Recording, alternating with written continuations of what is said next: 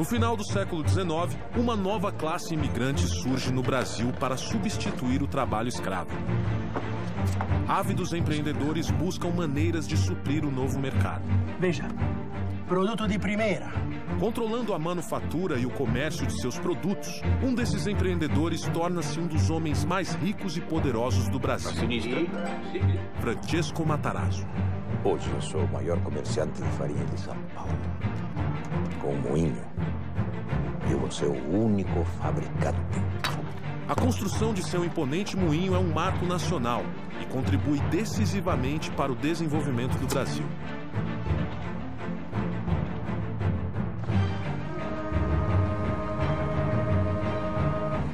Enquanto Matarazzo dá início à indústria, um ambicioso norte-americano chega ao Rio de Janeiro com planos de mudar o país. Seu nome? Percival Farquhar.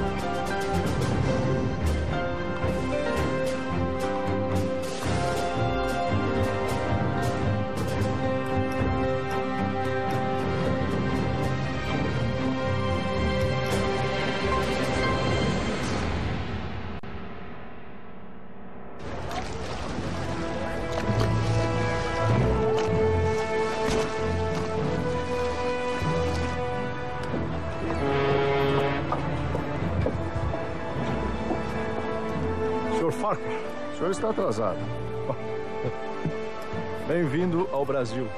Como é que foi a viagem? Como todas as viagens, senhor Marquês.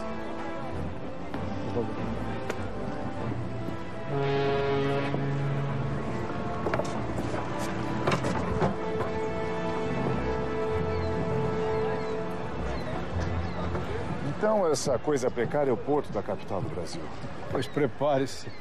O restante desse país será uma surpresa mais desagradável ainda. Ótimo. Ótimo. Onde falta estrutura, senhor Mackenzie, sobra oportunidade. O Brasil do começo do século XX ainda é um país rural. A infraestrutura é incipiente e a integração do território é precária. Até mesmo na capital da República, os serviços públicos são obsoletos. O Rio de Janeiro ainda não tem energia elétrica. É para mudar isso que Farquhar se associa à empresa canadense Light and Power. Junto a Alexander Mackenzie, ele inicia um plano de eletrificação do Rio de Janeiro. Aí que aparece o papel de um empresário novo que busca, junto à Light, chegar ao Brasil, e a Light precisava disso para expandir o seu negócio para o Rio de Janeiro. E, por outro lado, vai enfrentar um grupo que é um grupo poderoso, mas que é relativamente novo no setor elétrico. Senhor Eduardo, é um prazer. Bom recebê-lo. Por favor, fique à vontade. Guilherme, meu filho. Guilherme, senhor Guilherme. Por favor, fique à vontade. Senhores, eu pedi essa reunião para que acabássemos de uma vez por todas com esses conflitos absurdos. E como o senhor faria isso, Sr. Farquhar? É simples. Eu quero colocar a família Guinea no projeto da Companhia Light. Vamos eletrificar o Rio de Janeiro juntos. Vocês seriam contratados como empreiteiros da Light. Ficariam responsáveis por construir toda a infraestrutura do projeto. Não. Perdão? A nossa resposta é não. Guilherme. O Rio de Janeiro não precisa do senhor, Mr. Farquhar. O plano da Companhia Light está enfrentando a oposição de uma tradicional e poderosa família carioca, a família Guinea. O grande negócio deles, e isso tornava-os realmente um conglomerado importante, era o Porto de Santos. Toda a força motriz do porto seria elétrica. Então, isso vai fazer com que eles pulassem para o ramo elétrico. Inicialmente, para suprir as necessidades do porto. Depois, eles vão perceber aquilo como um ótimo filão para outros ganhos, né? O progresso chegará ao Rio de Janeiro com ou sem vocês? Acho que não vai ser tão simples assim. É bem provável que o senhor não tenha conhecimento do decreto antimonopólio?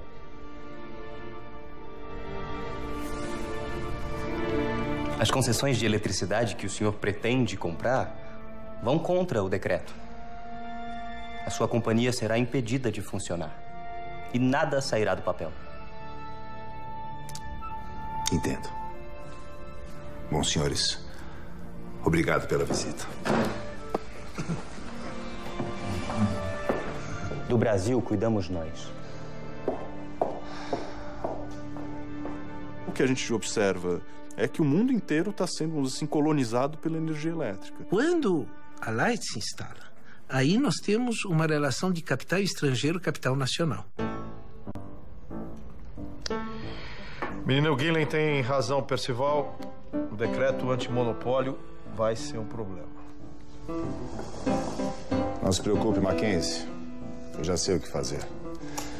Vamos comprar todas as concessões de energia da cidade. Vai ser inútil. No decreto, essas concessões não valeriam nada.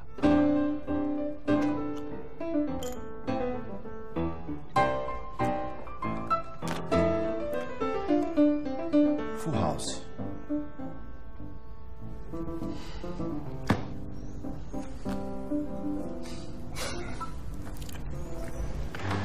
Não faz sentido algum. Farquhar está jogando dinheiro fora.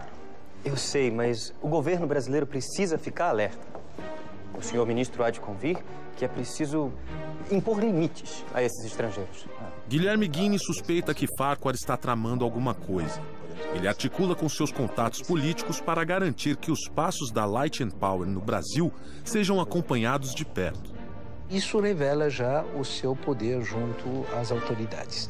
Obviamente, eles viveram a transição do Império para a Primeira República. Parecia que eles podiam sofrer as consequências disso, mas tudo se demonstrou que poderiam continuar trabalhando como trabalhavam com o Império, começaram a trabalhar com a Primeira República. Temos ser portador de más notícias, Sr. Farquhar.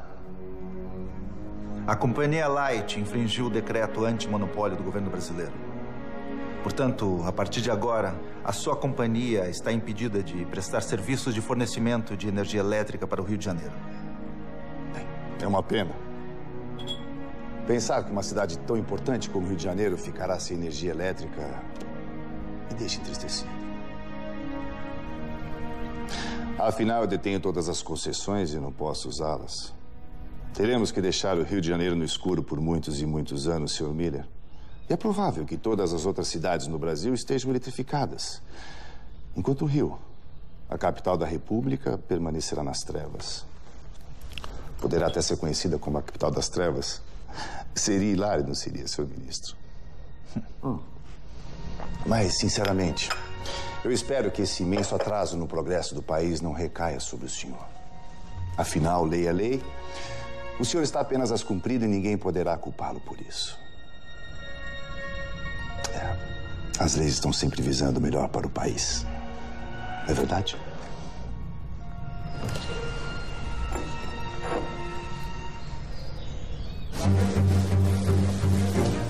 Senhoras e senhores, muito obrigado pela presença de vocês aqui hoje. Hoje é um dia muito especial para o Rio de Janeiro, que finalmente sairá das trevas. O decreto antimonopólio é derrubado. A eletrificação do Rio de Janeiro começa e tudo está nas mãos de Farquhar. Bem-vindos ao progresso.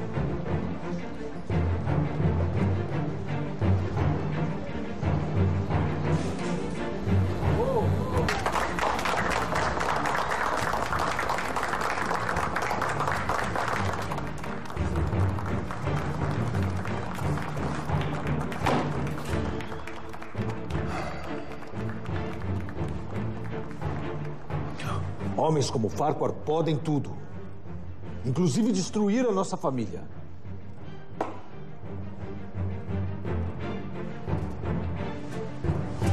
Missão cumprida, Percival. Você conseguiu. Isso é só o começo, meu caro. Tem outros planos para o Rio de Janeiro? Eu tenho planos para todo o Brasil.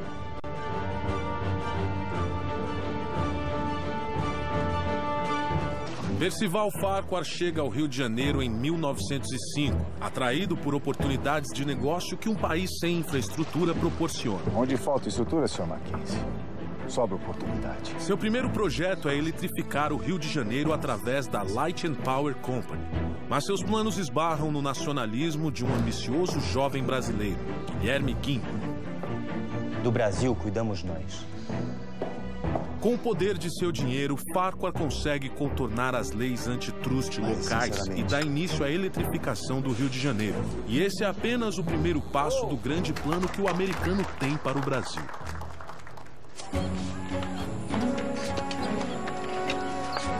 Meus planos para esse projeto terminam aqui, Mackenzie. Deixa o Rio de Janeiro comigo.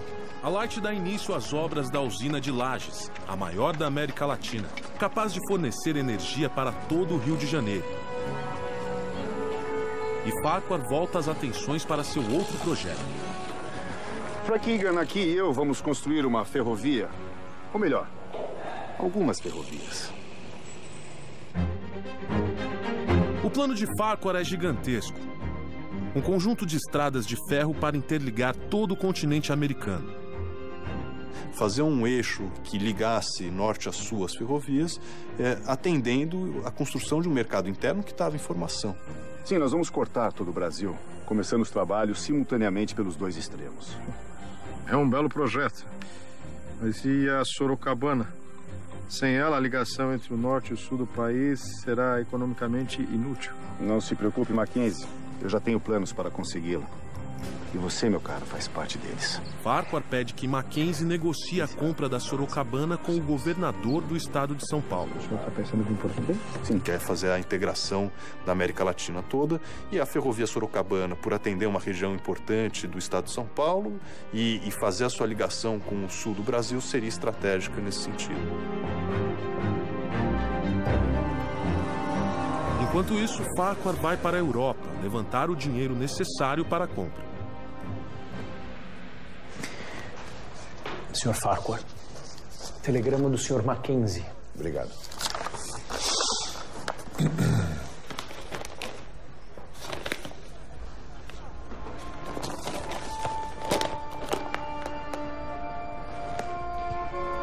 Algum problema, senhor? Os ingleses fizeram uma oferta, vão comprar Sorocabana. Mas sem essa ferrovia, o seu projeto fica inviável. Frank, me dê o Jornal da Manhã.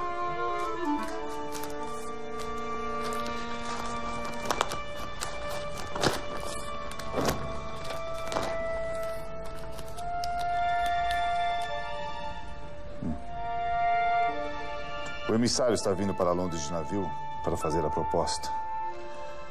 Estará chegando em 2 semanas.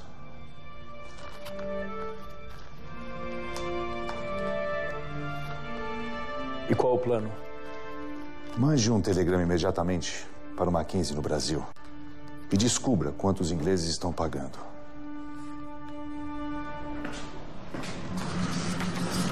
Conseguiu? Mackenzie utiliza seus contatos para descobrir o valor da negociação da Sorocabana.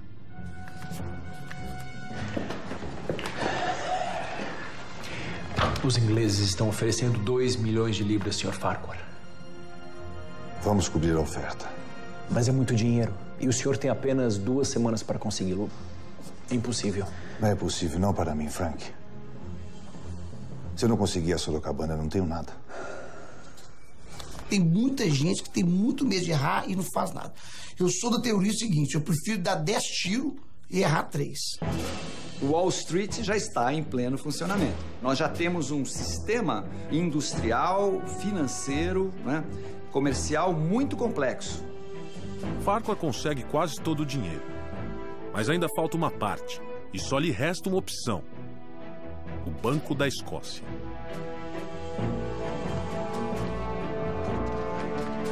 Só um segundo, Sr. Farquhar. Negócios importantes não podem esperar. O presidente do Banco da Escócia é o britânico Lord Balfour. Mas, para azar de Farquhar, Balfour também é presidente da São Paulo Railway. a empresa inglesa que está prestes a comprar a Sorocabana. Muito bem. Pelo que entendi, o senhor quer que eu lhe empreste dinheiro para comprar a Sorocabana antes de mim. É isso mesmo. Exatamente. O senhor está falando sério? Com certeza, Lord Balfour. Eu jamais brincaria com um homem tão respeitável como o senhor. Eu estou apresentando um plano de negócios sólido e muito lucrativo para o Banco da Escócia. E o senhor, como presidente, não pode deixar que os seus outros negócios, como a São Paulo Railway, influenciem na sua decisão. O presidente do banco deve zelar pelos interesses do banco. Caso contrário, não deve continuar como presidente. Estou certo? Tem que saber ter coragem, tem que ter ousadia, tem que saber correr risco, porque a gente que é empresário corre muito risco e poucas pessoas têm estômago para correr esse risco. Farquhar consegue o empréstimo de Balfour e compra a Sorocabana antes do inglês. Com isso, finalmente começa seu projeto de integração das Américas. Farquhar funda uma empresa única para cuidar de todas as suas ferrovias. Estamos falando da Brazil Railway Company, que dará impulso à construção da Madeira Mamoré entre 1907 e 1912, e o foco era a exportação da borracha para os mercados, tanto para o mercado norte-americano, mas principalmente para a Europa. Mas a engenharia americana não está preparada para lidar com todos os problemas tropicais. São 23 quilômetros até lá. Quanto tempo levará para concluir esse trecho? Pelo estudo que a gente fez, eu creio que... O senhor está bem? Sim, eu tô... É só...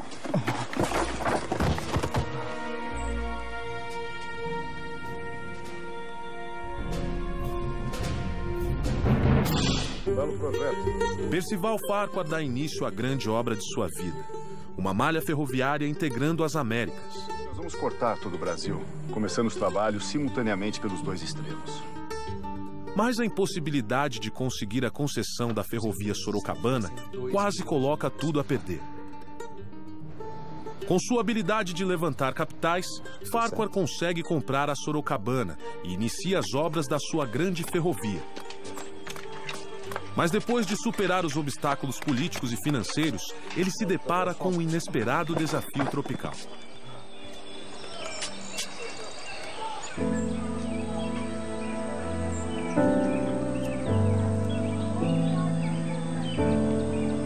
Fique tranquilo, Sr. Farquhar. Em 30 dias a epidemia estará controlada. Sr. Lovelace, em um mês eu já terei cancelado a minha obra. Uma epidemia de febre amarela atinge as obras da ferrovia Madeira Mamoré. Nós estamos falando de uma floresta, né, tropical, úmida, de condições difíceis do ponto de vista da permanência. Centenas de trabalhadores são contaminados, provocando grandes atrasos. O que acha? Sr. Farquhar, estamos enfrentando problemas. Problemas com a malária. Malária aqui também? Não aqui, senhor. No Rio de Janeiro. Sim, Frank. Mas o que eu tenho a ver com isso?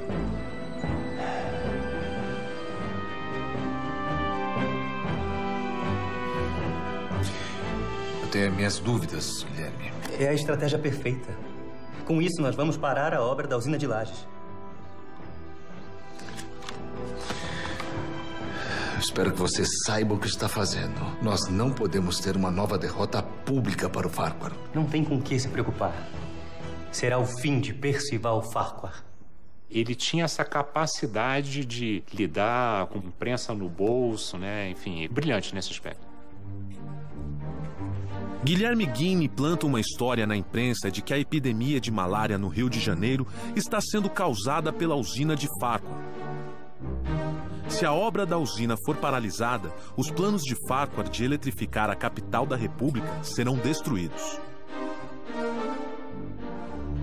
Para rebater as acusações de Guiney, Farquhar convoca o médico sanitarista Oswaldo Cruz.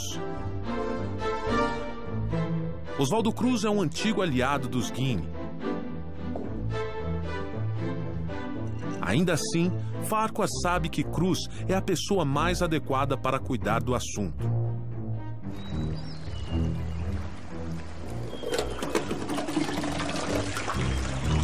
As obras são paralisadas até que o veredito seja dado pelo sanitarista.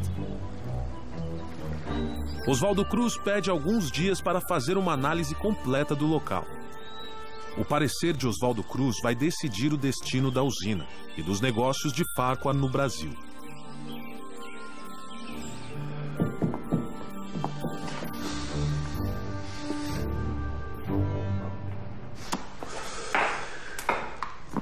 O que ele disse? A usina foi absolvida. Somos inocentes. Ótimo. Obrigado por essa notícia hoje. Prazer, Sr. Farquhar. É inacreditável. Eu não consigo entender por que Oswaldo Cruz nos trairia dessa forma. Ele não traiu ninguém. Oswaldo Cruz fez o que tinha que fazer. Chega de jogar o nome da nossa família na lama. Você vai para Salvador, Guilherme. E vai ficar por lá. Então, Guilherme ganha o direito de representar os negócios da família Guinea em Salvador. Ou seja, prêmio pra lá de consolação.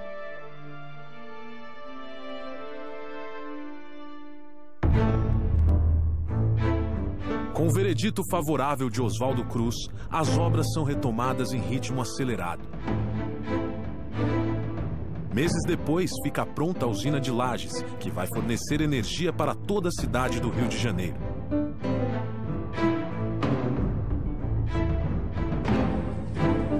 E Farquhar, triunfante, volta suas atenções para a Brazil Railway.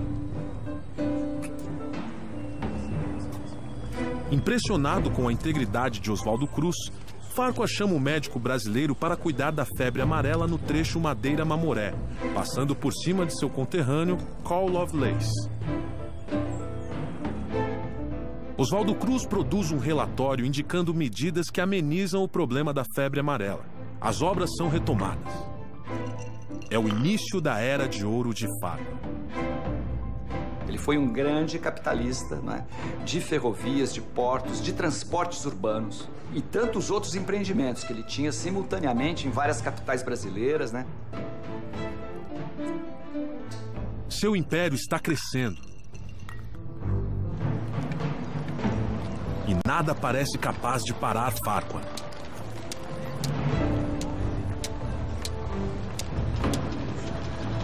Até que um golpe do destino muda tudo.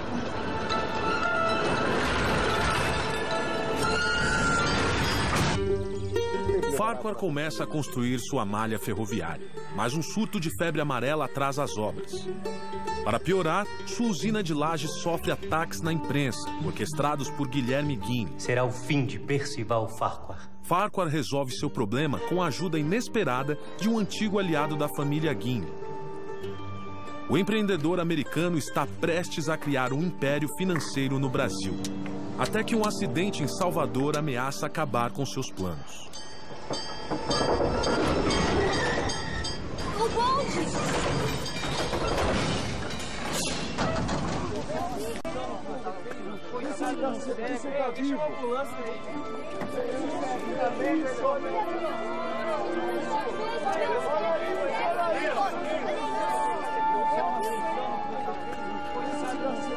Um cego morre atravessando a rua em Salvador e o bonde que o atropelou é operado pela Bahia Tramway, uma empresa de Percival Farquhar.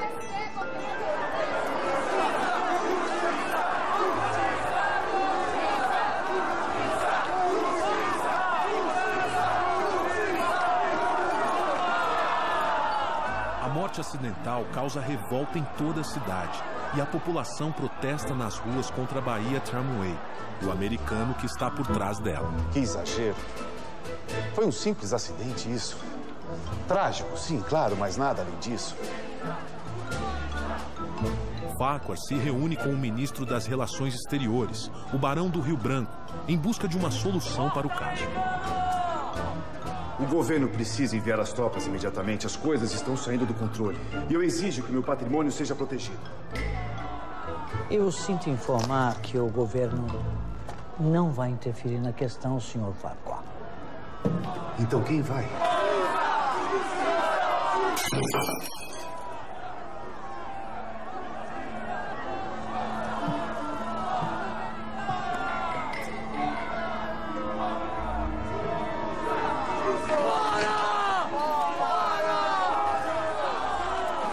E um homem espera que a revolta ganhe proporções ainda maiores. Ele se aproveita desse momento para mostrar a insensibilidade do capitalista estrangeiro, que tratou muito mal daquele acidente, e da sensibilidade do capital nacional. Esse é um caso onde se demonstra o senso de oportunidade do Guilherme. Aproveitando a crise, Guilherme consegue tirar a concessão dos bondes de Farquhar em Salvador. A Light & Power perde seus negócios na cidade e a imagem de Farquhar fica profundamente arranhada. Justiça! Justiça! Justiça! A Light entra com processo contra o município para reaver então esses bens que teriam sido depredados nesses dias de comoção. A Light chega com uma conta no município e o município fala, olha, de multa que você tem pela prestação de maus serviços é praticamente o mesmo valor ou maior do que o valor que você está nos apresentando. E aí é o espaço para o Guilherme Guinle expandir os seus negócios. O sucesso da campanha contra Farquhar traz Guilherme de volta à confiança de seu pai. Ele retoma os negócios da família em São Paulo e no Rio de Janeiro. Mas sua cruzada contra Farquhar ainda não terminou. A vitória contra a empresa Light & Power Company, propriedade do Sr. Percival Farquhar, foi uma grande conquista dos brasileiros. Está mais do que claro que os investidores estrangeiros vêm para cá apenas para se beneficiarem às custas da população. Não podemos deixar que interesses ocultos interfiram na soberania de nosso país. O Brasil para os brasileiros. Pouco insignificante. Devemos tomar uma atitude. Não. Deixe o brasileiro com suas migalhas. Temos coisas mais importantes para resolver. Prepare suas coisas. Vamos voltar para Brasil Railway.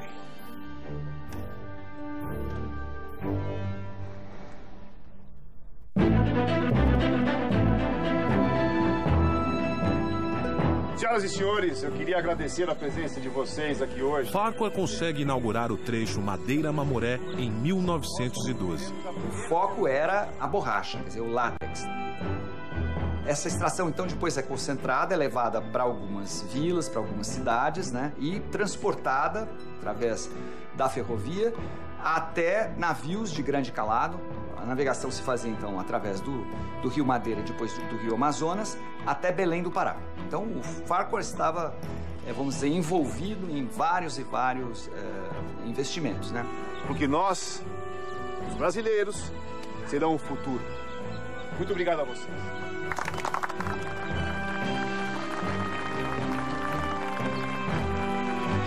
O sonho de uma malha ferroviária pan-americana finalmente está se tornando realidade.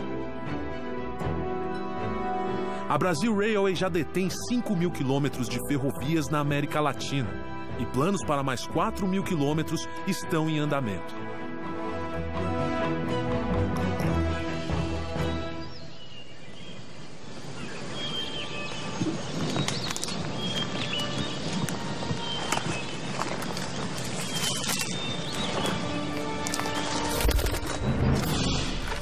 Altão, alto.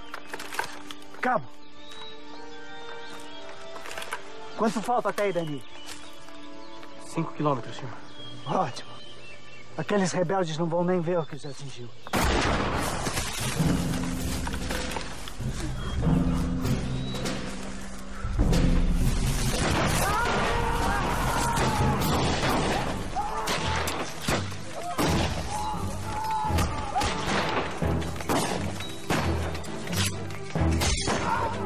Mas antes que Farquhar possa alcançar seu grande objetivo, uma revolta no sul do país cruza seu caminho. Estoura uma guerra civil e no centro dela está a Brasil Railway. Um dos bondes de Percival Farquhar atropela um cego em Salvador, causando uma revolta anti-americana na cidade. Insuflada por Guilherme Guinle, a sociedade baiana exige a punição de Farquhar, que é expulso da cidade. Guilherme retorna vitorioso para o Rio de Janeiro, pronto para continuar atacando o americano. Farquhar abandona o Rio e retoma os trabalhos da Brazil Railway, visando completar a ligação das Américas. Mas um conflito no sul do Brasil coloca em xeque seu sonho de controlar os meios de transporte de todo o continente.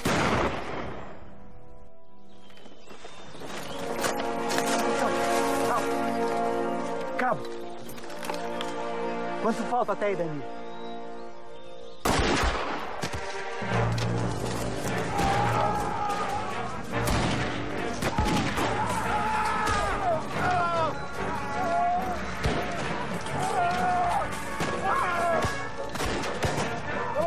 Retirada, pelotão! Retirada!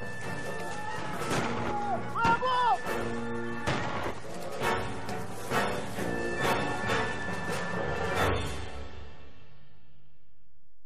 Em Santa Catarina começa uma revolta de camponeses que perderam suas terras para a Brazil Railway. É a Guerra do Contestado que ameaça o trecho entre São Paulo e Rio Grande do Sul das ferrovias de Farquhar. Com a companhia ferroviária, que é a Brazil Railway, que é todinha coordenada, né, por técnicos e engenheiros que vêm dos Estados Unidos e da Alemanha, né, você tem ali um controle sobre os territórios e uma invasão sobre as terras indígenas, sobre as terras camponesas, que vão sendo empurrados e que se organizam para defender sua terra e reagem, né, chamando os seus valores, a sua religiosidade.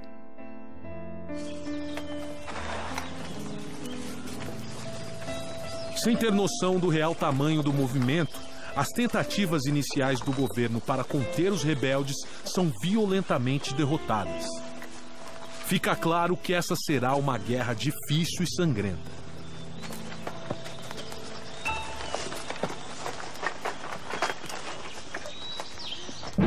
Farquhar apela para um velho conhecido, o novo ministro das Relações Exteriores, Lauro Miller. Nós estamos negociando, mas a situação é delicada. Não me interessa. Dê um jeito naqueles caboclos e proteja minha ferrovia. Ou farei o governo brasileiro pagar cada centímetro de ferrovia destruído. E com juros.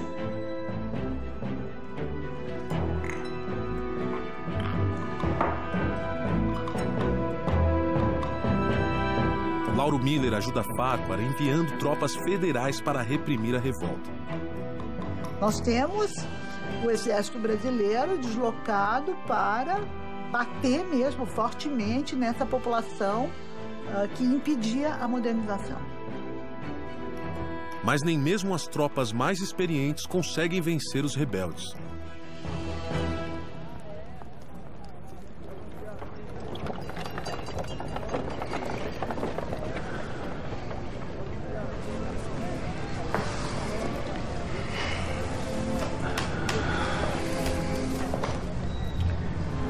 Seu pai foi um bom homem, Guilherme.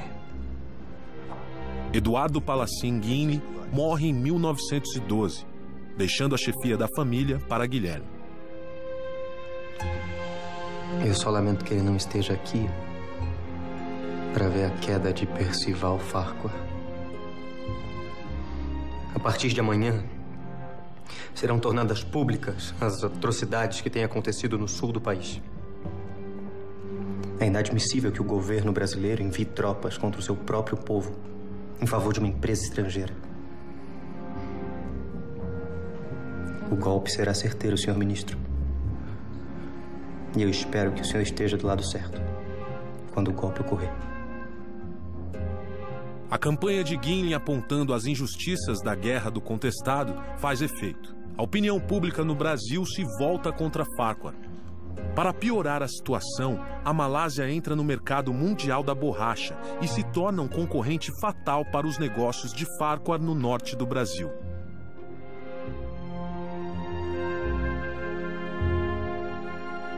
A partir desse momento, o Farquhar vai ter, acho que, talvez um primeiro grande baque, né, nos seus negócios. Esse país foi um erro. Todos os meus negócios estão ruindo. Nem todo, Sr. Farquhar. A Brasil Railway continua operando no azul. Você verificou os relatórios mais uma vez, Igan? Tem certeza dos números? Certeza absoluta. Aquela ferrovia está em meio a uma guerra. Eu não consigo entender como ela pode estar dando lucros. É uma empresa sólida. E vai ser minha salvação. Percival, é melhor você pensar bem no seu próximo passo.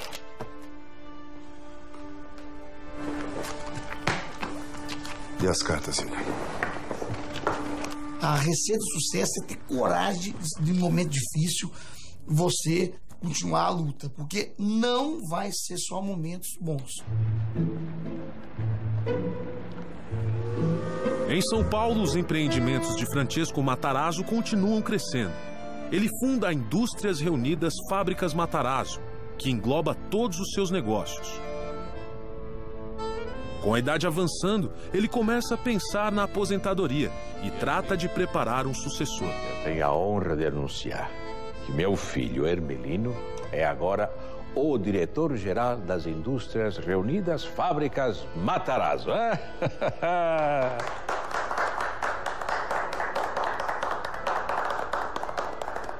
Agora, o chefe da família é você.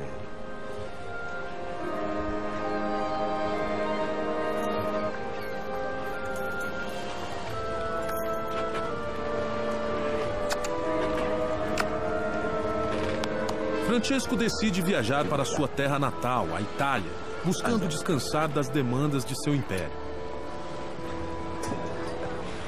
E a partir daí ele teve que lidar com essa estrutura familiar empresarial à distância. Isso fez com que, ao mesmo tempo, ele continuava lidando com os negócios, mas ele teve que se afastar. Certamente isso afetou a estrutura patriarcal com forte presença da matriarca durante esse período. A Brasil Railway vai conquistar as Américas ainda esse ano. Viva Brasil Railway! Viva! Viva! Farquhar vende diversos investimentos para comprar ações da Brasil Railway. Senhor Igan. Obrigado.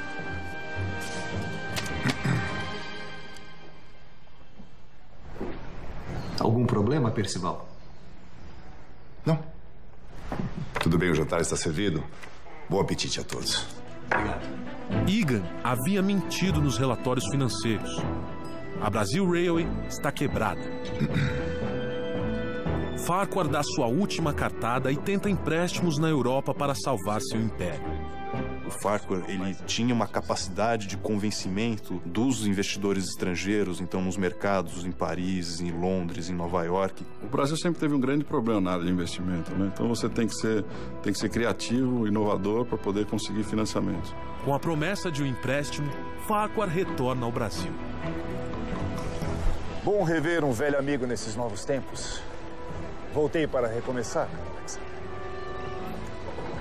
Então você não ficou sabendo? O quê?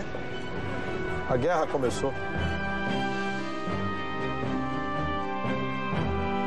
Em 1914, estoura a Primeira Guerra Mundial.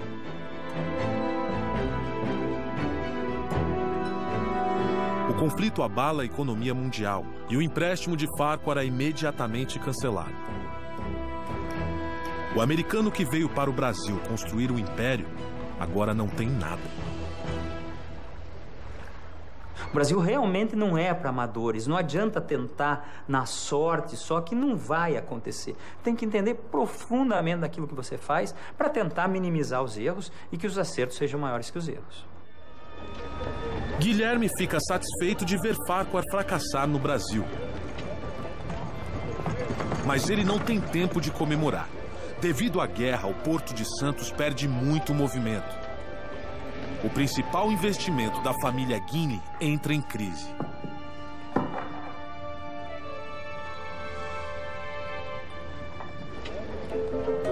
Enquanto a maioria sofre durante a Primeira Guerra Mundial, um imigrante italiano está determinado a lucrar com ela. Giuseppe Martinelli chegou ao Brasil pobre, mas cheio de ambição. Em alguns anos, fez fortuna no país, importando principalmente bebidas.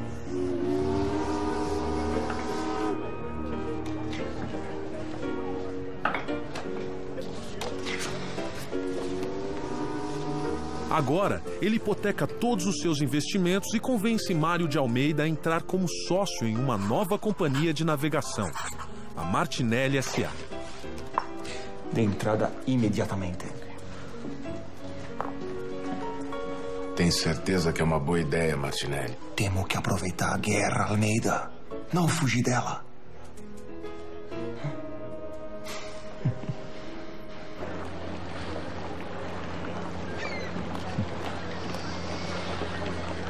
Esses navios já foram uma mina de ouro e agora ficaram inúteis. Esse país pode te destruir, Sr. Martinelli. Ou te deixar rico, se você souber jogar suas cartas. O que o senhor pretende fazer com os navios? Você sabe que eles não foram feitos para o mar. Eu sei. Nós estamos muito longe do Rio Madeira. Eu não vou navegar pelo Rio Madeira. Eu vou atravessar o Atlântico.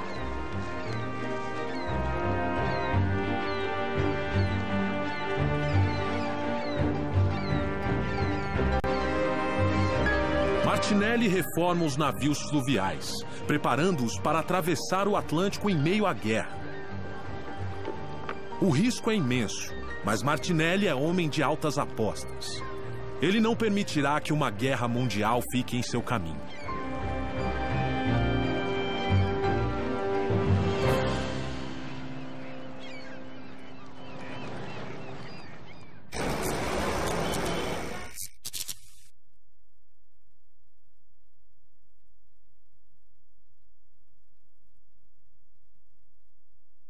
Projeto da Companhia Light.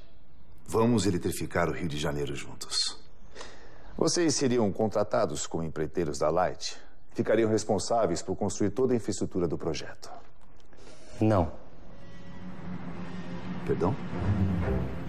A nossa resposta é não. O Rio de Janeiro não precisa do senhor, Mr. Farquhar. O plano da Companhia Light está enfrentando a oposição de uma tradicional e poderosa família carioca. A família Guinee. O grande negócio deles, e isso tornava-os realmente um conglomerado importante, era o Porto de Santos. Toda a força motriz do porto seria elétrica. Então isso vai fazer com que eles pulassem para o ramo elétrico, inicialmente para suprir as necessidades do porto. Depois eles vão perceber aquilo como um ótimo filão para outros ganhos, né? O progresso chegará ao Rio de Janeiro com ou sem vocês? Acho que não vai ser tão simples assim. É bem provável que o senhor não tenha conhecimento do...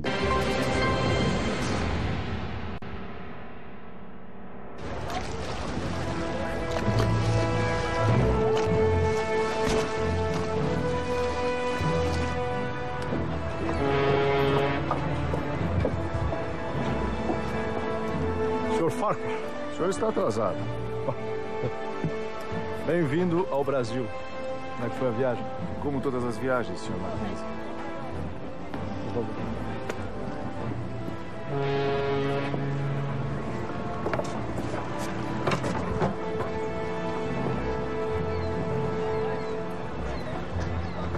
Então, essa coisa precária é o porto da capital do Brasil. Pois prepare-se. O restante desse país será uma surpresa mais desagradável ainda. Ótimo. Ótimo. Onde falta estrutura, Sr. Mackenzie, sobra oportunidade. O Brasil do começo do século XX ainda é um país rural.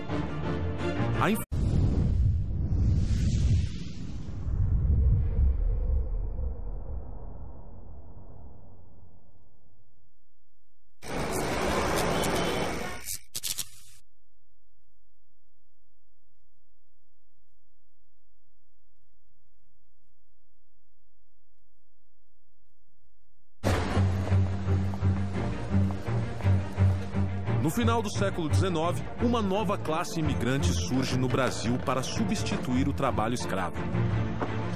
Ávidos empreendedores buscam maneiras de suprir o novo mercado.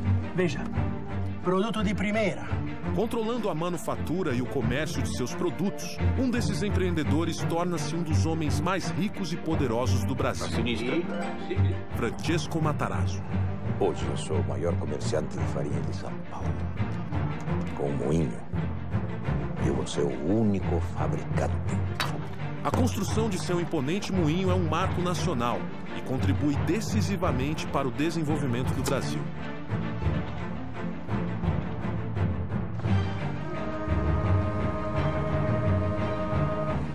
Enquanto Matarazzo dá início à indústria, um ambicioso norte-americano chega ao Rio de Janeiro com planos de mudar o país.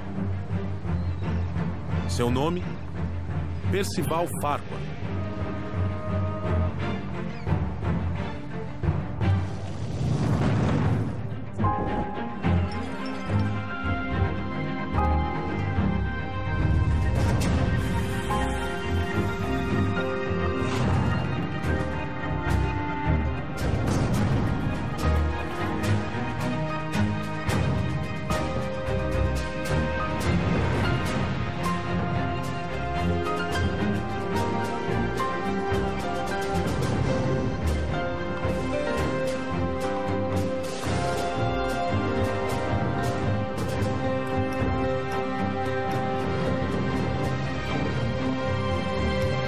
A infraestrutura é incipiente e a integração do território é precária.